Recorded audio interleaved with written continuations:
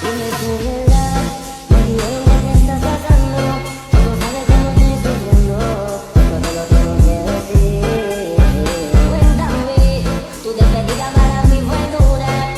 ¿Será que te llevo a la luna y yo no supe hacerlo así? Te estaba buscando por la calle gritando, eso me estaba.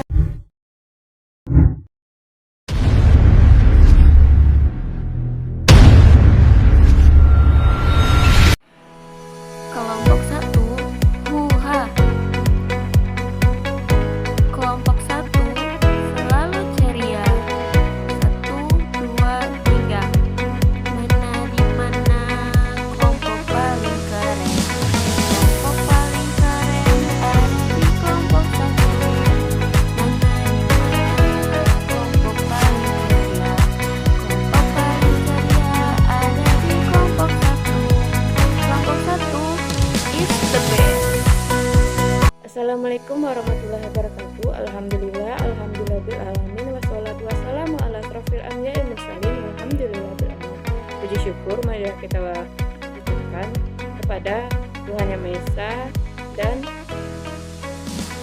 salawat berikan salam tidak lupa pula kita ajukan kepada Nabi kita yakni Nabi Muhammad, mengucapkan Allahumma sholli ala Muhammad wa ala ali Muhammad. Baik, kami dari kelompok 1 yang mempresentasikan mengenai merancang kegiatan pembelajaran untuk anak usia dini sesuai dengan tema dalam kurikulum Merdeka PAUD. Baik, kami dari sisi 030 dengan dosen pengampu Ibu Lili Mulyani MPD.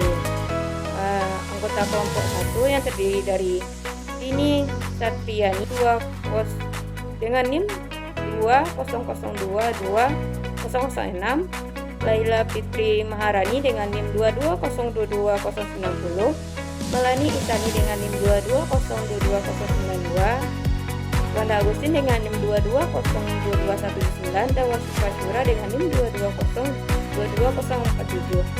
Di sini saya akan menyampaikan materi yang pertama, yaitu pembelajaran anak usia dini. Pembelajaran pada anak usia dini, khususnya dalam penyampaian materi menurut Jeremy Brenner, Dedi Supriyadi dalam Buletin PAUD 2002 halaman 40, menyatakan setiap materi dapat diajarkan pada setiap kelompok umur dengan cara-cara yang sesuai dan perkembangan. Kuncinya adalah pada permainan atau bermain.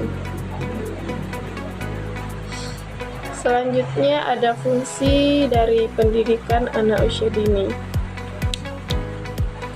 di mana terdiri dari 5 menurut Solehun 2000 halaman 56. Yang pertama, pengembangan potensi. Yang kedua, penanaman dasar-dasar akidah dan keimanan. Yang ketiga, pembentukan dan pembiasaan perilaku-perilaku yang diharapkan. Yang keempat, pengembangan pengetahuan dan keterampilan dasar yang diperlukan. Dan yang terakhir, pengembangan motivasi dan sikap belajar yang positif. Pembelajaran pada anak usia dini, khususnya dalam penyampaian materi, dapat diajarkan pada setiap kelompok umur. Untuk itu, permainan tradisional dapat dijadikan sebagai salah satu sarana penghubung materi sehingga pembelajaran tidak akan terkesan membosankan. Selain dapat dilakukan dengan mudah dan tidak memakan biaya yang mahal, anak akan selalu senang melakukan berbagai permainan tradisional padahal sebenarnya tanpa sadar mereka sedang menerima materi yang hendak diajarkan oleh pendidiknya. Materi selanjutnya yang akan saya jelaskan yaitu mengenai ruang lingkup pembelajaran anak usia dini.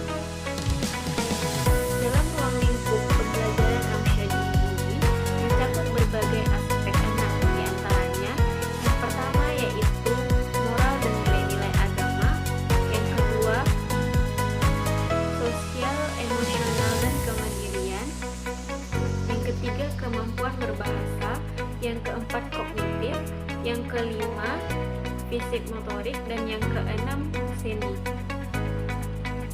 Berdasarkan berbagai aspek-aspek tersebut, sebagai seorang calon guru, kita harus memahami tingkat kemampuan anak, karena setiap anak memiliki pertumbuhan dan perkembangan yang berbeda-beda. Dan nantinya anak akan memiliki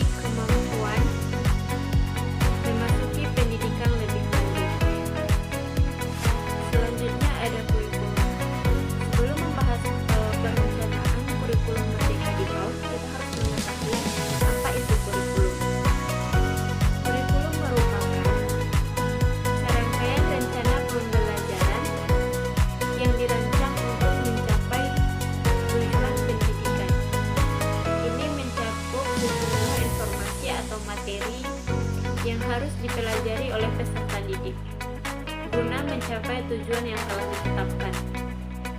Pernyataan ini dikutip dari Alimuddin AM 2020. Selanjutnya, faktor-faktor yang mempengaruhi pengembangan kurikulum yaitu yang pertama hubungan tinggi, yang kedua masyarakat, yang ketiga sistem nilai. Artikulasi dalam pendidikan berarti kesatuan paduan dalam koordinasi segala pengalaman belajar. Untuk merealisasikan artikulasi kurikulum, perlu peneliti kurikulum secara menyeluruh, membuang hal-hal yang tidak diperlukan, menghilangkan duplikasi, merevisi metode serta isi pembelajaran,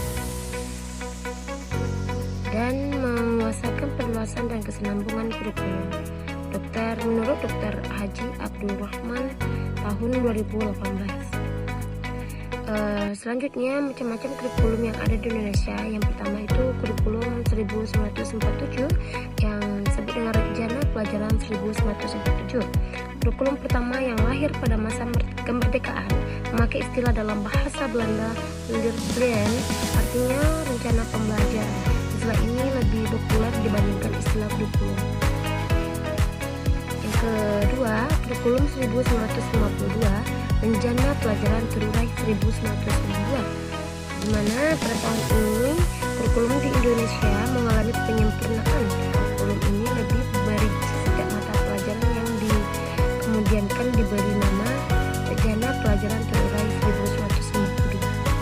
Selanjutnya, kurikulum 1964. Ini pemerintah kembali menyempurnakan sistem kurikulum di Indonesia. Kali ini diberi nama Rencana Pendidikan 1964. Pokok-pokok pikiran kurikulum 1964 yang menjadi ciri dari kurikulum ini adalah bahwa pemerintah mempunyai keinginan agar rakyat mendapat pengetahuan akademik untuk pembekalan pada jenjang SD, sehingga pembelajaran dipusat pada program Pancawardhana. Selanjutnya ada kurikulum 1968 yang merupakan perwujudan dari perubahan orientasi pada pelaksanaan Undang-Undang Dasar 1945 secara murni dan konsekuensi. Selanjutnya kurikulum 1975 menekankan pada tujuan agar pendidikan lebih efektif dan efisien yang dilatar belakangi yaitu pengaruh konsep di bidang manajemen yaitu MBO, manajemen by objective, yang terkenal saat itu. Metode materi dan tujuan pengajaran dirinci dari proses pengembangan sistem instruksi umum. Dan selanjutnya kurikulum 1984, di mana di kurikulum yang ini di tahun 1975 yang disempurnakan. Selanjutnya kurikulum 1994 dan suplemen kurikulum 1999. Kurikulum 1994 merupakan hasil upaya untuk memadukan kurikulum sebelumnya. Selanjutnya kurikulum 2004, di mana KBK, kurikulum berbasis kompetensi. Sebagai pengganti kurikulum 1994 adalah kurikulum 2004 yang disebut dengan kurikulum berbasis kompetensi atau disebut KBK. Selanjutnya kurikulum 2006 atau KTSP yang disebut dengan kurikulum tingkat satuan pendidikan. Pelaksanaan KBK masih dalam uji terbatas, namun pada awal tahun 2006 ini uji terbatas tersebut dihentikan. Selanjutnya kurikulum 2013, pemerintah melakukan pemetaan kurikulum berbasis kompetensi yang pernah diuji coba pada tahun 2024. Kompetensi ini mengembangkan berbagai ranah pendidikan, pengetahuan, keterampilan, dan sikap dalam seluruh jenjang dan jalur pendidikan, khususnya pada jalur pendidikan sekolah. Oleh karena itu, kurikulum ini mencakup sejumlah kompetensi dan seperangkat tujuan pembelajaran yang dinyatakan sedemikian rupa, sehingga pencapaiannya dapat diamati dalam bentuk perilaku dan keterampilan peserta didik sebagai suatu kriteria keberhasilan. Selanjutnya, kurikulum Merdeka pada tahun 2021, Kementerian Pendidikan dan Kebudayaan kembali meluncurkan kurikulum prototipe yang disempurnakan menjadi kurikulum Merdeka dan mengusung kebebasan belajar dan dalam pelaksanaannya. Selanjutnya, yang D ada tema. Di sini tema pembelajaran dalam kurikulum sebelumnya diatur atau dalam kurikulum yang membuat pelaksanaan pembelajaran di seluruh Indonesia membahas topik yang sama, di mana topik ini mengakibatkan pembelajaran menjadi kurang bermakna bagi anak usia TK. Tema adalah topik yang menjadi payung untuk mengintegrasikan seluruh konsep dan muatan pembelajaran melalui kegiatan main dalam mencapai kompetensi dan tingkat perkembangan yang diharapkan. Pembelajaran tematik adalah pembelajaran terpadu yang menggunakan tema untuk mengingatkan beberapa muatan pembelajaran dalam mencapai kompetensi dasar atau KD dan tingkat perkembangan yang diharapkan. Nurani 2 tahun 2013 menyatakan tema digunakan dalam pembelajaran untuk anak usia dini bertujuan membangun pengetahuan pada anak dan mengembangkan seluruh aspek perkembangan anak. Tema pada kegiatan pembelajaran anak usia dini bukan merupakan tujuan pembelajaran, melainkan sebagai perluasan wawasan dalam rangka mengantarkan kematangan perkembangan anak. Pembelajaran menggunakan tema memiliki kekuatannya sendiri dibanding pembelajaran bidang studi. Kekuatan pembelajaran yang dirancang menggunakan tema yaitu pengalaman dan kegiatan belajar relevan dengan tingkat perkembangan dan kebutuhan anak. Yang kedua, menyenangkan karena bertolak dari minat dan kebutuhan anak. Yang ketiga, hasil belajar akan bertahan lama karena lebih berkesan dan bermakna. Yang keempat, mengembangkan keterampilan berpikir anak dalam permasalahan yang dihadapi. Yang kelima, menumbuhkan keterampilan sosial dan bekerja sama, toleransi, komunikasi, dan tanggap terhadap gagasan orang lain. Baik, saya akan menjelaskan mengenai prinsip-prinsip pemilihan tema dalam kurikulum anak usia dini. Menurut Ditjen PAUD dan PMDT PAUD, dalam menentukan pemilihan tema harus memenuhi 4 prinsip. Prinsip yang pertama yaitu prinsip kedekatan. Kedekatan artinya tema yang dipilih hendaknya diambil dari hal-hal yang terdekat dengan kehidupan anak, baik dekat secara fisik maupun dekat secara emosi atau minat anak. Contoh dekat secara fisik yaitu bisa diambil tema diri sendiri, lingkungan, tanaman ataupun hewan. Untuk dekat secara emosi atau minat anak dapat diambil tema sesuai dengan hobi, baik itu nonton film dan lain-lainnya. Selanjutnya prinsip yang kedua yaitu prinsip kesederhanaan. Kesederhanaan artinya tema yang dipilih hendaknya tema yang sudah dikenal anak agar anak dapat memahami pokok bahasan dan menggali informasi dari tema tersebut. Prinsip yang ketiga yaitu prinsip kemenarikan. Artinya tema yang dipilih harus menarik bagi anak dan mampu menarik minat belajar anak. Dan prinsip terakhir yaitu prinsip keistimewaan. Artinya pemilihan tema tidak selalu yang direncanakan di awal tahun, namun dapat berubah seiring waktu sesuai dengan peristiwa yang dialami oleh anak. Contohnya, sebelumnya guru telah merencanakan pemilihan tema yaitu tema tanaman, namun ada anak yang mengalami satu peristiwa, misalnya peristiwa banjir. Nah, tema tanaman tersebut dapat berubah menjadi tema bencana alam. Selanjutnya, cara merancang kegiatan pembelajaran untuk anak usia dini sesuai dengan tema dalam kurikulum Merdeka PAUD. Yang pertama, pihak sekolah atau pihak pengelola harus menetapkan tahap perkembangan anak. Yang kedua, menentukan indikator kemampuan. Dan yang ketiga, yaitu menetapkan konsep pengetahuan yang akan dikenalkan. Yang keempat, tenaga pengajar menetapkan tema pengajaran yang akan diajarkan.